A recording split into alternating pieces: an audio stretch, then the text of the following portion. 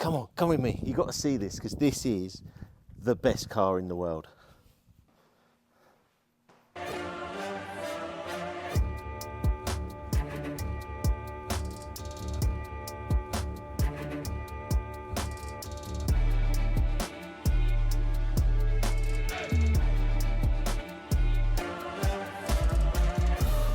So let's rewind back to the story now.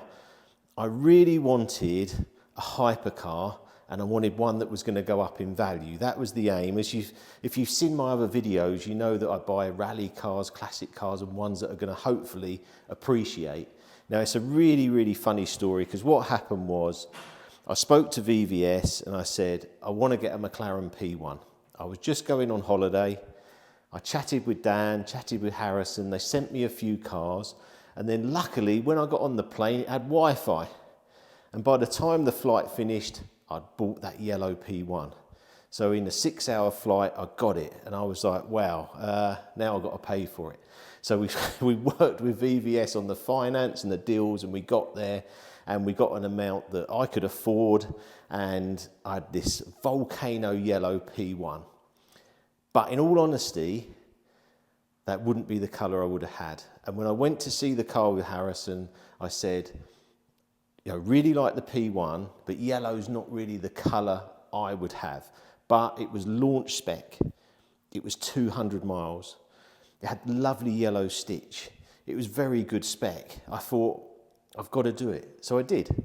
But all along, I love carbon series cars.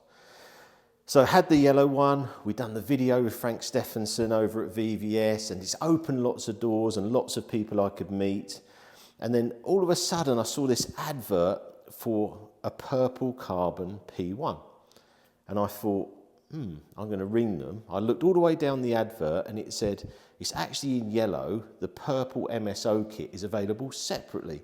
So I thought, right, I'm going to give them a call. So I gave them a call and I said, can I purchase the purple carbon body kit?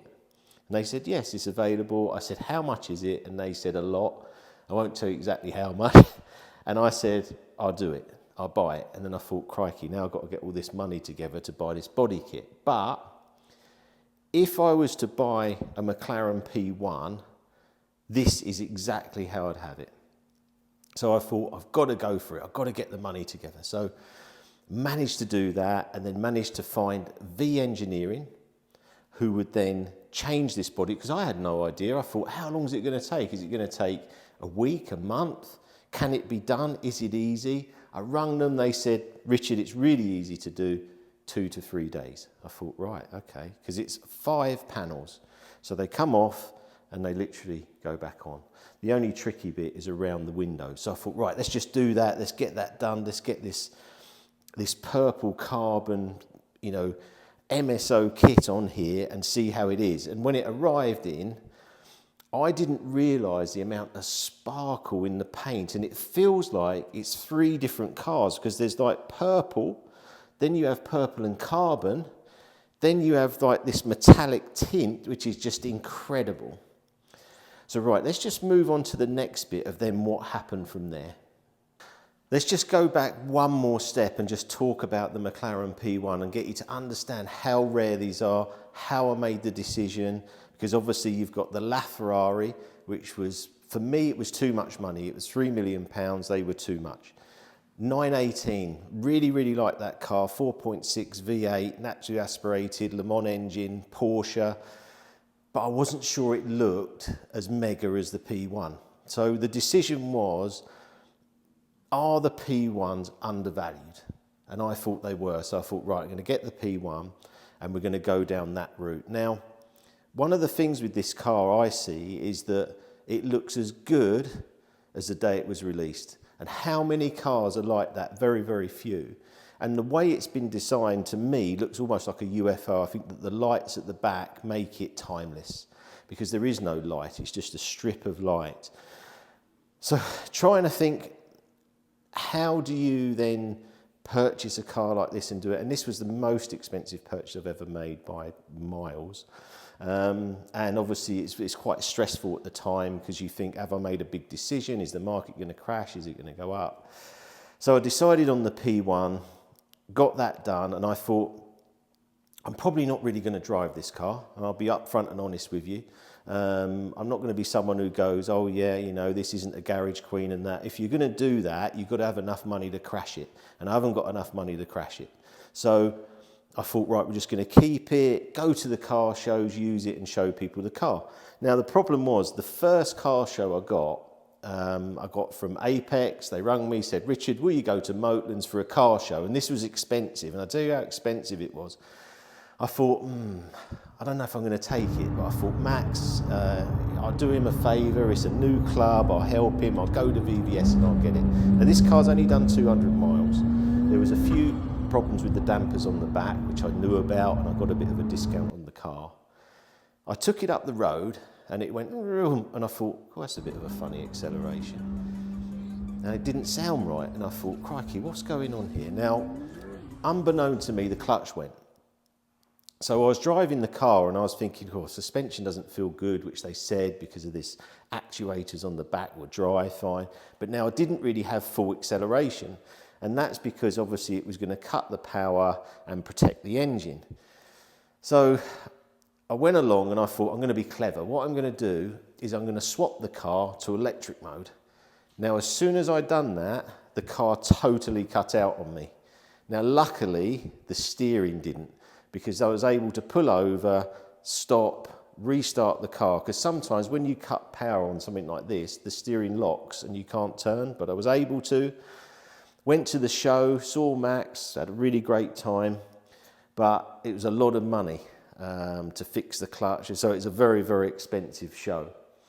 But one thing it did show me, and I think that this is something that will help you with understanding why I picked the P1. It's got 11 to 15 miles of electric range. And I think if the way going forward, villages and that, the way they run, you won't be able to go through them unless you have some electric capability. LaFerrari has not got that capability. So in a LaFerrari, the battery's on the bottom and they're there to produce performance and not there to produce EV. So it was a real key factor. The Porsche has EV capability, but again, I wasn't that keen on the Porsche. I think it would be fantastic to drive, but I almost felt like you would drive it. Whereas with this car, I feel like this is like a showstopper. It's a jewel. It's something you just bring out on a special occasion and people go, wow, which you'll know from Hever if you was at our event. So then you have to go through, well, how many cars are there? So 918 cars. LaFerrari was around, I think, 499, but they also made some Apertas, which makes it, again, less limited. 375 P1s, 21 prototypes and demos as well they made. So not very many. So now we're half the number. Only a 2-year run on these cars. Then you get into MSO, McLaren Special Operations. They decided that they would do a carbon series. So if you bought the car in 2013 to 2015, you could then have the ability to change it to exposed carbon. They've done 5 of these cars, maybe a few more. It's difficult. I spoke to the head of MSO and he's not sure. But originally they said 5 exposed carbon cars. The only ones I've seen is a blue carbon, the black exposed carbon, and the K purple carbon. So the guy who ordered this is his paint in a purple with a tint with carbon. So really it's a one of one car, which makes it incredibly special, really special. So for me, the choice was pretty much P1, then to have this opportunity to buy this MSO body kit. And I didn't know as well that you couldn't have it from new. So the Carbon series come out in 2016. So every car had to go back to the factory, the bodywork taken off, you was given that in crates, actually weighed a lot. I think it was something like 260 kilos, the crates I had of the bodywork. Even though the bodywork's light, it was all the boxing. Then they would redo it with this bodywork at your choice at a cost of $300,000. So £300,000 in the UK. But this is back in 2016, so I'm not sure what this would cost now. So then I've got a carbon yellow, Volcano Yellow, bodywork in crates, and I've got this purple MSO carbon body actually on the car. You've probably seen it, Tavares video, flooded P1. I thought, right, who's going to buy that? Because I've got a lovely 200-mile Volcano Yellow body for a P1. So I reached out to Tavares on Instagram. I said, I've got a body for the P1. He said, I'm coming over to the UK in a couple of weeks. I'll come and see you. I said, well, visit VE Engineering. They've got this new battery for the P1. There's 7 P1s there. Come and have a look. Have a look at the carbon one, see what you think. So he come over to the UK, great guy, very intelligent on engineering. Spoke to him about the car, was waiting for him to make me an offer on the bodywork. I know he would lowball me, which is fine. I mean, I think £50,000 or something, which would never be enough. And there's reasons for that on the bodywork. A door now is £70,000, okay, and you can't get them. So you can't get them from McLaren. They don't make bodywork parts for this car anymore. So you'd have to, so I thought, well, if someone had an insurance claim or something, you could do that. So a door, 70,000. I think that the front end was something like 60,000. So in all, you're looking at around 280, 300K for a body anyway, as a normal P1, without spraying. I mean, if you look at the badge on here, I think the badge was 30,000 at the time because it's under the lacquer. It's a huge amount of money. So going back to that, meeting Tavares, great guy, spoke to him, and I had an inkling at the time that he was going to do a carbon P1. And he said to me, Richard, and if you see his video, it says the perfect P1. He said this purple with the carbon, he was like, wow, that is it. That is just the best. And obviously his project, I just wanted him to meet VE, have a chat, talk around and try and help him on his way with that project. And I'm actually going to go out there to Florida because I think he's going to do a top speed run on this car. That brings me on to something quite interesting with this. This was limited to 217 mile an hour due to tyres, but they actually thought it would do 252. So I think it's going to be interesting if Tavares does that and goes and runs these cars and tries to get to the top speed. Let's do a bit more on performance, because this is one of the big keys why I bought this car. It's like a transformer.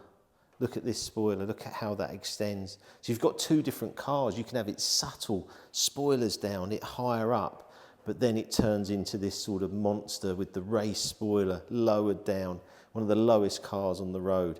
But I've had something done to this car, a special software change, which we'll go through later. There's only a handful of cars have had this done.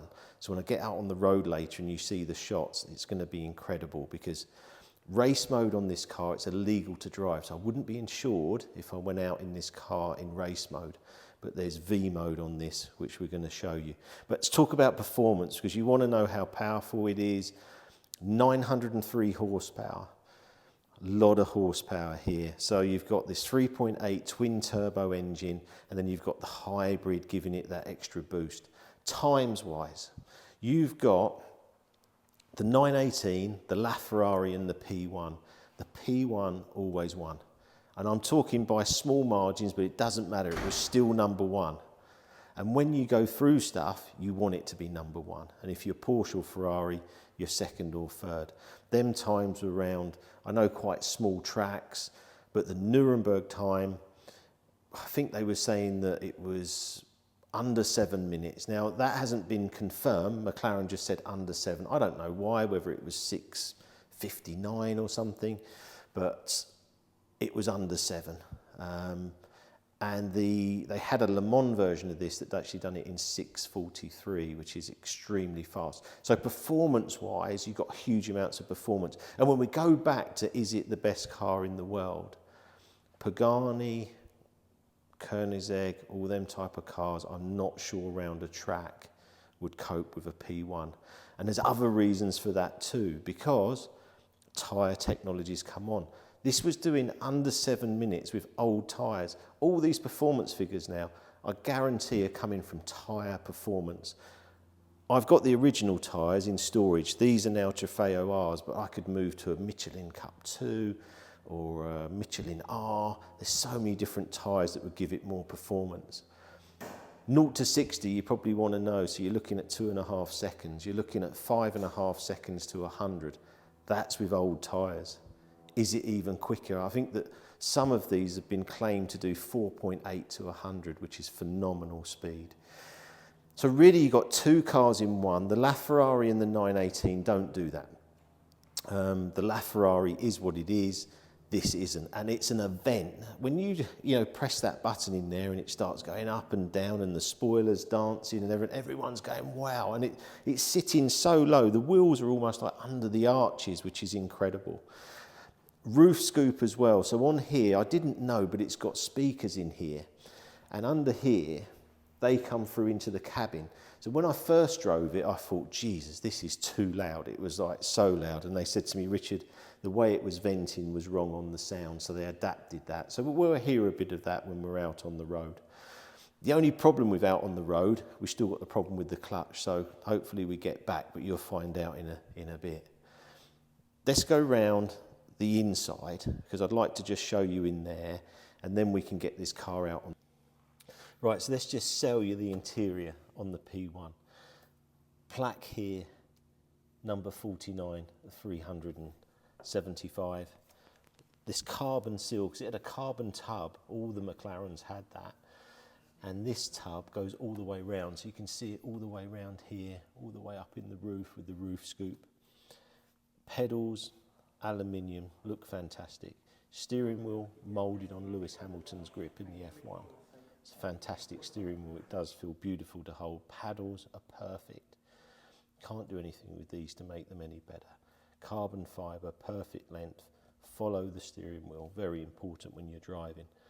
This is just too cool. DRS, iPass, push to pass buttons. It's just simple, elegant, but just so purposeful there.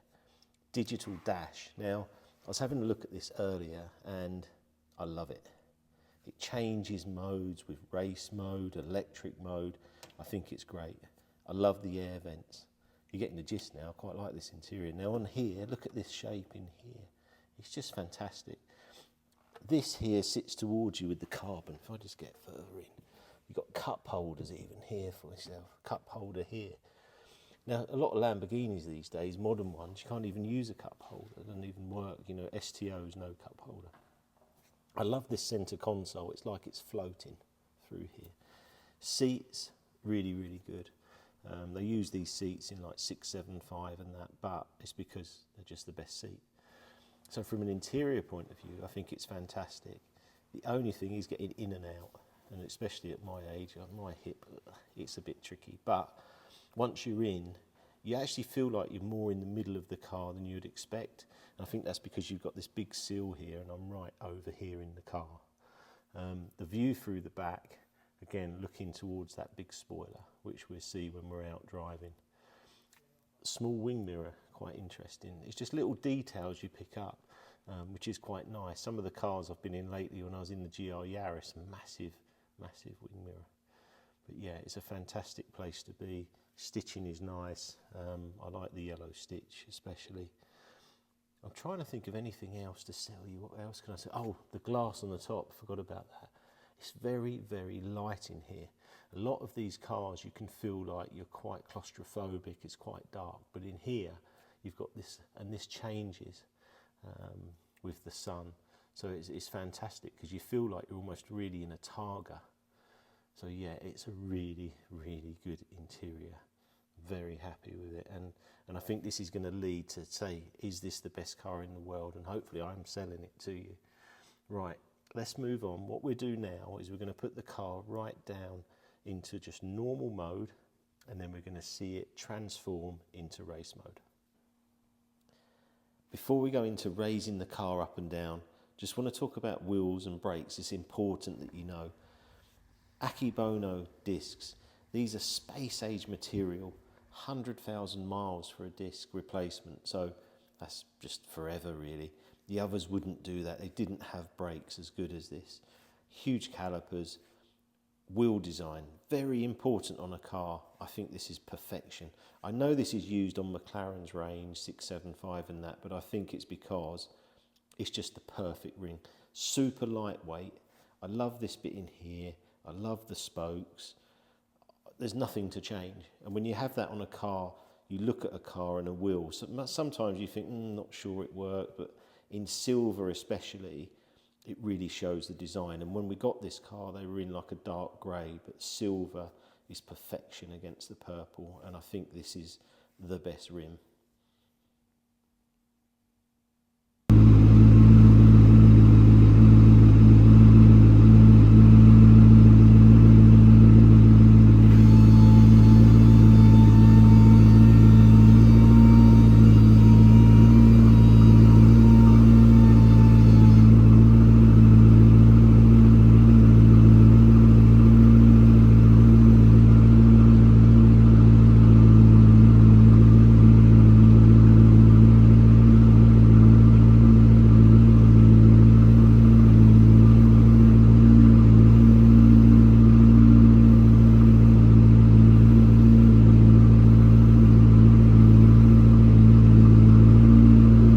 So we have had a nightmare after doing all the nice videoing in here.